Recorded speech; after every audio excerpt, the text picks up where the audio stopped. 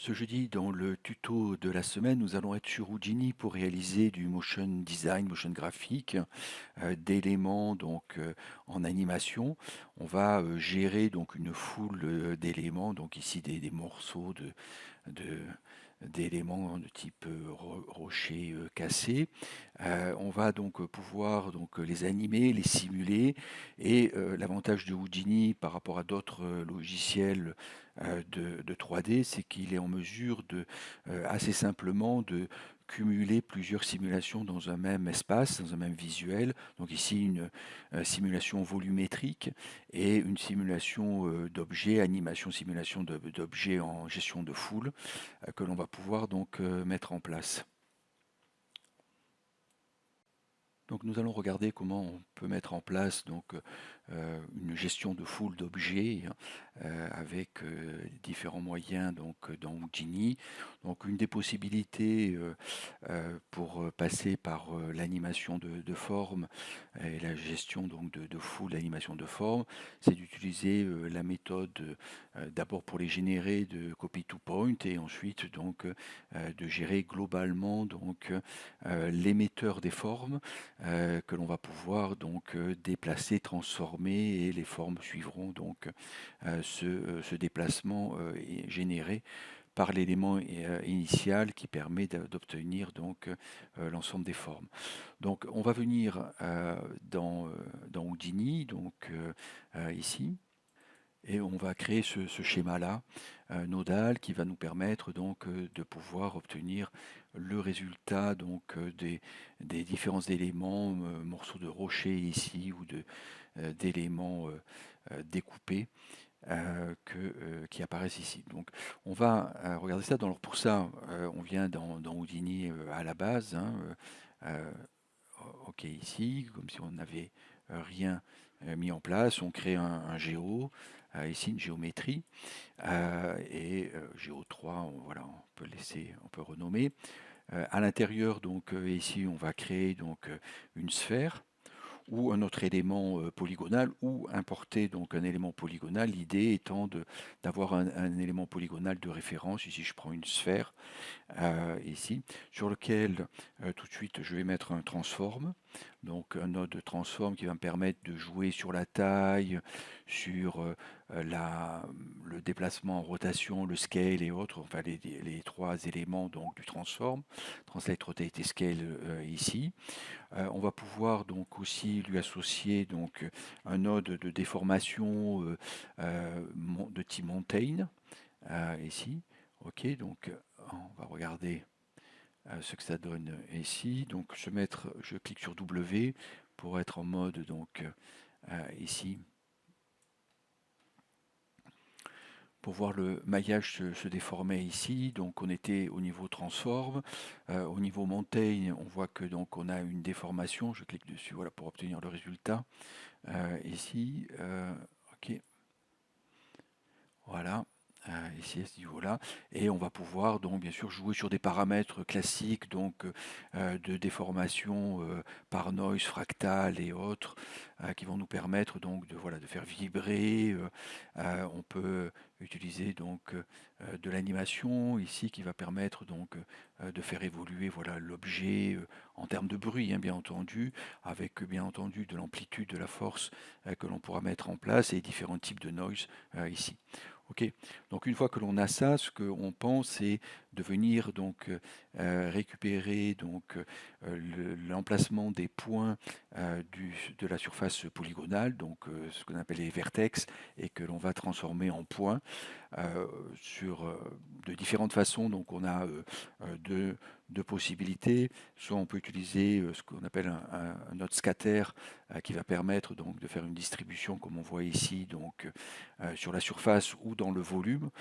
Ici c'est plus la surface qui nous intéresse au départ, avec un certain nombre de points qui vont être distribués de manière homogène sur l'ensemble de la surface. Donc on peut en avoir très peu ou beaucoup ici, voilà. Ça, c'est la première méthode. La deuxième, c'est on peut utiliser le node add et paradoxalement, on va l'utiliser de manière, on va rien additionner, on va retirer justement. Donc add ici, si on ne fait rien, ça ne change absolument rien ici.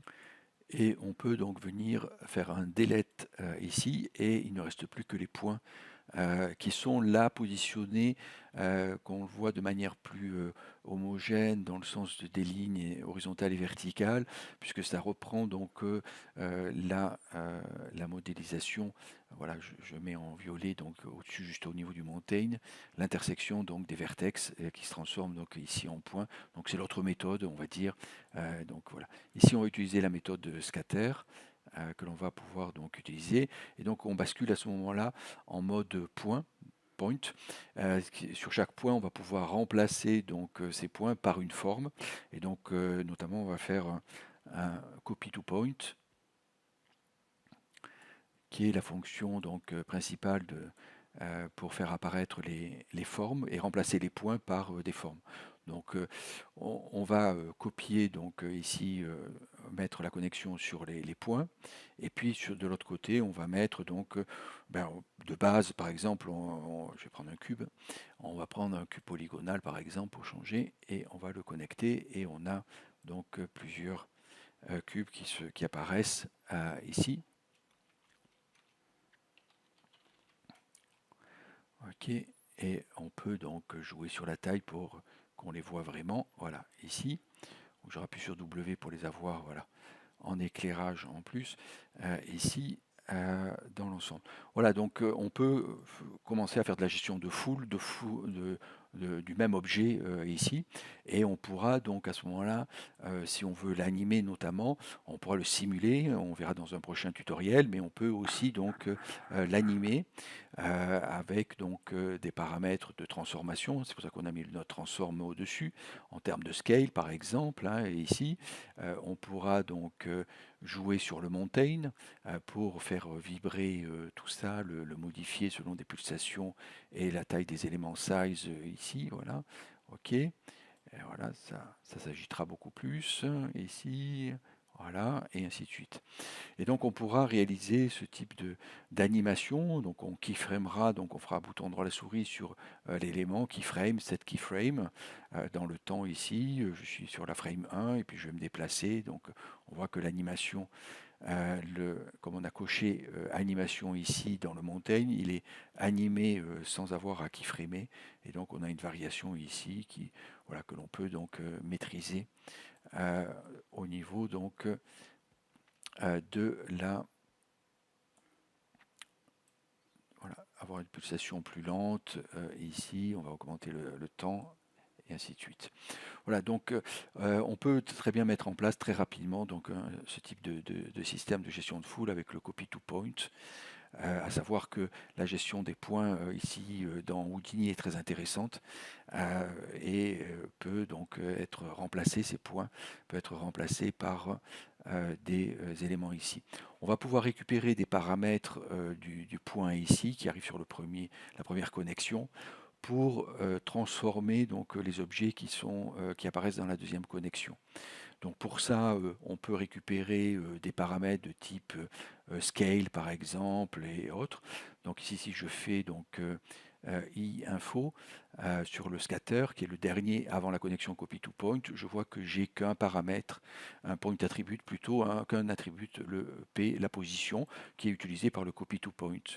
Je peux très bien donc par exemple après le scatter mettre un node qui s'appelle point qui va permettre de pouvoir donc mettre en place d'autres attributs que l'attribut point qui est par défaut. Je fais plus ici, je rajoute donc par exemple le scale ici et on voit que tout a disparu parce que le scale est bien pris en compte par le copy to point pour scaler justement donc mettre une taille donc au point et donc par défaut c'est 0. Donc ça, on peut le vérifier. Je viens sur le point. Ici, j'ai les points. Et je viens dans Géométrie Spreadsheet, le dernier onglet par défaut. Et je vois que PScale est à 0 ici. Donc c'est important de venir sur les Géométrie Spreadsheet pour voir donc dans Houdini les valeurs réelles et comment on va pouvoir les gérer et les utiliser. Ok. Et donc je reviens ici donc dans le, le visuel point et je vais pouvoir donc inventer une formule. Donc ici j'ai des listes de formules déjà préfaites, je vais utiliser ça, random scale of value par exemple. Donc on va mettre une valeur de 1 ici, et value plus float, rand et lenum qui varie donc entre random entre 0 et 1. Ici, voilà le résultat. Et donc, on a donc à ce moment-là des éléments qui varient en taille en arrivant donc dans le copy to point. C'est le point qui donne la valeur du scale. Donc, si je change cette valeur-là, voilà, par exemple, je change la valeur ici. Le random varie entre 0 et 1. C'est value fois le 0 et 1. Je peux aussi transformer ma formule de, voilà, ça augmente aussi, ou je vais changer la taille ici, voilà. On voit bien que c'est la valeur du scale ici, qu'on va retrouver, donc si je fais i information, p et scale ici, comme information qui va arriver tout le copy to point. Voilà, donc ça c'est la possibilité de pouvoir donc venir mettre en place donc ce système de gestion de foule, on va dire, de mise en place de foule d'objets, ici de cubes, ici. Et donc pour continuer, donc je vais revenir sur ma simulation ici. Ok, on va enlever l'autre, la 3, ici, hop, 2, ok. Et donc ici, je retrouve la sphère, le transform, le scatter, le point, ici. Et au lieu d'utiliser le p-scale, je vais dézoomer, au lieu d'utiliser le p-scale ici, je vais créer, donc, je peux l'utiliser aussi, ou le scale, ou le p-scale, point scale, je vais utiliser donc une variable que je vais créer custom. J'utilise donc ici, je n'utilise pas scale comme tout à l'heure, j'utilise custom et je la nomme num débris. Et je viens écrire une expression 150 rand elenum plus 1. Donc elenum c'est le numéro du point qui va générer avec rand une variable qui varie entre 0 et 1. Je la multiplie par 150 pour sortir du 0 et 1 et je rajoute 1 pour ne pas avoir de valeur à 0. Et donc ça va donner, si je viens dans le géométrie spreadsheet, voilà, des valeurs ici num débris, pardon, 63, 1, 123, aléatoires, ici qui vont varier entre 1 et 150. Ici, voilà, si je veux plus, je rajouterai. Donc il y a d'autres façons et d'autres formules pour obtenir ces valeurs-là, aléatoires. En voilà une, ici, rapidement mise en place dans la ligne d'expression. Pour mettre des nombres, et il ne faut pas oublier de se mettre en integer ici, parce que par défaut on est en vecteur, c'est bien des nombres que je veux, on va voir pourquoi. Ici, des nombres entiers, ici à ce niveau-là. Et donc avec ces nombres entiers, je vais pouvoir donc d'une part, pour qu'on comprenne, je vais faire d'abord une première étape. Ici, je vais enlever le node file qu'on va réutiliser tout à l'heure. Ok, je vais venir avec le switch ici. Voilà, on obtient donc ici. Ok, on va venir déconnecter celui-là. Voilà, ok, montagne, sphère, torus. Donc je crée en fait trois éléments donc géométriques, box, sphère et torus comme j'ai fait tout à l'heure, c'est des polygones. Je les branche sur un switch ici qui va donc par défaut venir donc alors par défaut le switch, si je tape switch pour qu'on le voit dans sa valeur par défaut. Voilà, c'est une valeur en input qui va donc un sélecteur qui va faire 0, 1, 2 et qui va donc sélectionner à partir de 0 la box en 1, la sphère et le torus et ainsi de suite. Donc on peut switcher comme ça manuellement ou en keyframant la valeur ou en rentrant une expression. Donc l'idée ici c'est de rentrer une expression point ici qui va permettre d'aller chercher la variable num débris ici et de pouvoir donc l'utiliser. Alors ici c'est cette possibilité-là, à savoir que num débris varie beaucoup trop par rapport aux trois valeurs que j'ai besoin, 0, 1, 2, parce que je l'ai fait pour le file ici, on va voir pourquoi.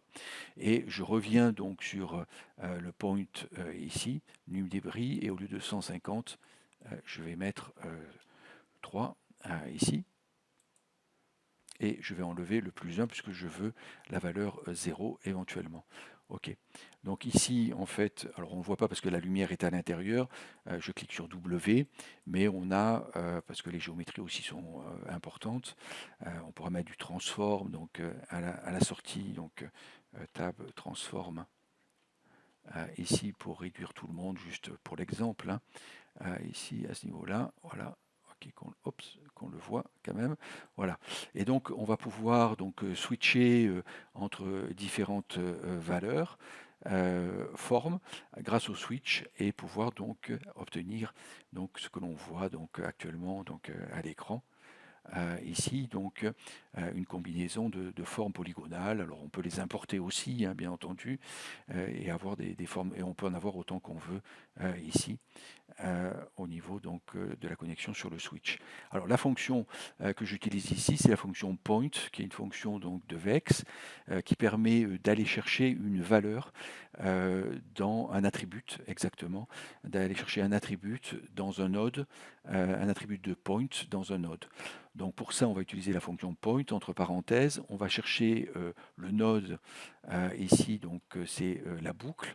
Donc ce que j'ai pas indiqué ici, c'est qu'on a créé donc une boucle pour pouvoir justement rentrer cette valeur-là ici. Donc pour créer une boucle, on va faire for each ici, for each point, qui va nous donner deux nodes ici, et on va mettre le copy to point à l'intérieur. Ok, je mets de côté. Et ici, c'est ce que j'obtiens ici, et je mets le copy to point.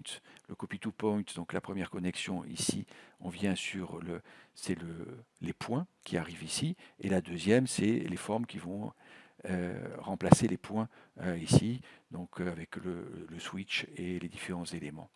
Et donc pour avoir des formes différentes ici, il faut que j'introduise donc une variable que j'ai créée ici, num débris, qui va arriver dans la boucle avec à chaque point une valeur différente. Et donc cette valeur différente va arriver dans le for each begin et va être utilisée ensuite par le switch. Donc le switch va venir avec la fonction point, appeler, aller voir le for each begin 1, qui est ici le début du node, pour aller lire la variable num débris. Donc on vérifie bien que ici dans le for each begin i info, on a bien donc deux point attributes num débris et point ici. Donc on peut très bien utiliser cette fonction ici d'appel point entre parenthèses for each begin virgule 0 0 parce que c'est à qu'une connexion d'entrée au for each begin. Donc on met 0 virgule entre parenthèses entre guillemets pardon le num débris, le nom donc de l'attribut, virgule 0 parce que c'est un integer, ou un integer ou un float, on mettrait 0 parce que ça n'a qu'une composante ici et c'est la première donc c'est 0. Voilà un peu l'explication donc du point. Il va juste lire dans le node for each begin l'attribut débris pour chaque point qui arrive dans cette boucle là. Et donc, résultat, donc ici, si je clique sur Copy to Point, j'ai que chaque fois que un point qui est représenté. Et il faut aller à la sortie de la boucle for each begin pour donc for each end pour voir l'ensemble du résultat de l'ensemble. Alors souvent, ce que l'on fait, c'est que on sort vraiment de la boucle en mettant un nul, qui est un node qui sert à rien, mais juste de repère ici. Fin visuel, je vais mettre, hein, voilà, fin visuel ici, et ça nous permet d'être sûr d'être sorti de la boucle et de voir le résultat de l'ensemble donc de la boucle ici. Ok. Et donc cette formule ici, on va pouvoir l'utiliser en interne avec les éléments internes, donc ici box, sphère, torus, pour avoir trois éléments différents. On pourra importer donc des éléments. Donc pour importer, on utilise la fonction file justement, et on va pouvoir donc aller chercher sur le disque dur dans le le projet, en général, on met ça dans Géo, dans Houdini, dans le dossier Géo. On peut créer un dossier import, voilà, et on va pouvoir donc importer des éléments. Là, moi, j'ai des gravats, des morceaux, et ainsi de suite. Donc des débris ici. Et je peux en sélectionner un et venir donc l'importer, par exemple, et ainsi de suite. Voilà. Donc, c'est ce node file que l'on va maintenant utiliser, mais un peu de manière différente qu'un simple import. On va venir donc ici, on va venir connecter donc le file que j'ai créé ici à ce niveau-là, ok, et venir donc, alors il met une erreur, ce qui est normal. Je reviens sur point, je remets donc ici 150 pour avoir des valeurs, on va voir pourquoi, plus importantes, et je mets 1, et là ça refonctionne. Alors, ici le file, je vais récupérer donc la fonction point, ici, que je vais mettre ici, et je vais venir donc lui mettre un appel donc d'éléments BGO. Alors les BGO, c'est les sauvegardes que font en géométrie, que fait Houdini. Donc au préalable, j'ai créé des morceaux de polygones que l'on voit ici distribués et que j'ai sauvegardés au format BGO. Donc on verra ça dans un prochain tutoriel. Le résultat que l'on obtient, c'est un ensemble donc sur le disque dur. Donc c'est dans morceaux ici, voilà, que l'on va pouvoir sauvegarder par numérotation. Donc morceau 1, 2, 3 et ainsi de suite, BGO, qui sont des formes différentes que j'ai sauvegardées en les numérotant, de telle manière de pouvoir les appeler justement avec une fonction aléatoire et de manière rapide. Donc ces morceaux de débris ici euh, vont pouvoir être appelés avec cette fonction ici. Donc au départ, donc, je le rappelle, le file, pardon, ici, ok. On a donc une géométrie file à appeler ici, donc il faut mettre l'appel d'un fichier classique ici, donc voilà, comme j'ai fait tout à l'heure, on peut donc appeler donc un morceau, donc soit en FBX, soit ça c'est le format général, le FBX, ou en format encore une fois BGO ici pour venir donc voilà avoir ce type d'écriture. Et donc ici à la place de $F, je mettrai par exemple 1 ici pour avoir donc la forme 1 ici, alors je sais pas, ici, voilà. Voilà, donc ici, j'ai rajouté tout de suite un transform parce que les formes étaient trop grandes par rapport à l'espace. Et donc le file 3 ici, débris, voilà. Bon, j'ai mis le 1. Je peux remplacer par exemple par le 2. J'aurai une autre forme. Alors pour autant que ça existe, le 3 et ainsi de suite. Et donc ça va permettre donc d'avoir ici donc alors ici on a la même forme parce que on n'a pas rentré de formule, on rentre un chiffre comme pour le switch ici et on va remplacer donc le 1 ici que j'utilise par une formule. Donc c'est ce que je fais ici avec le file 1 que je connecte maintenant. Voilà, ok.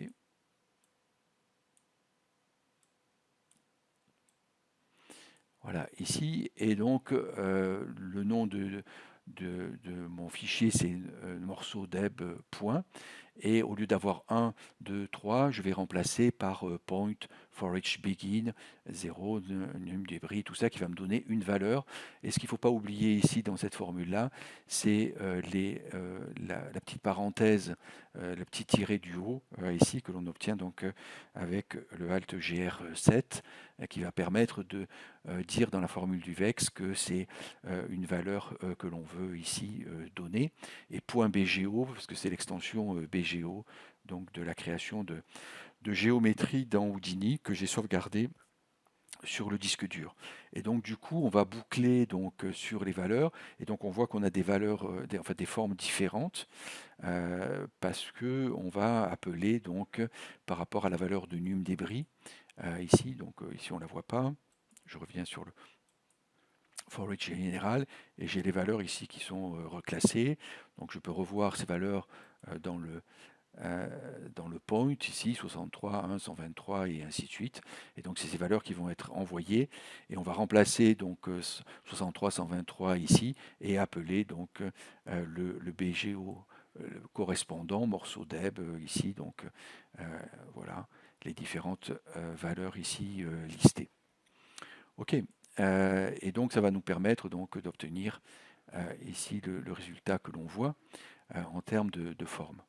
Donc ensuite, pour continuer le visuel, eh bien, on animera donc les différents éléments que l'on a vus, et puis on verra dans un prochain tutoriel comment mélanger donc ce visuel réalisé de débris, de formes géométriques en extension et en mouvement de bruité, avec une simulation volumétrique à l'intérieur euh, qui, euh, qui va venir se rajouter ici. Hop, voilà les deux éléments avec les lights correspondantes. Ok.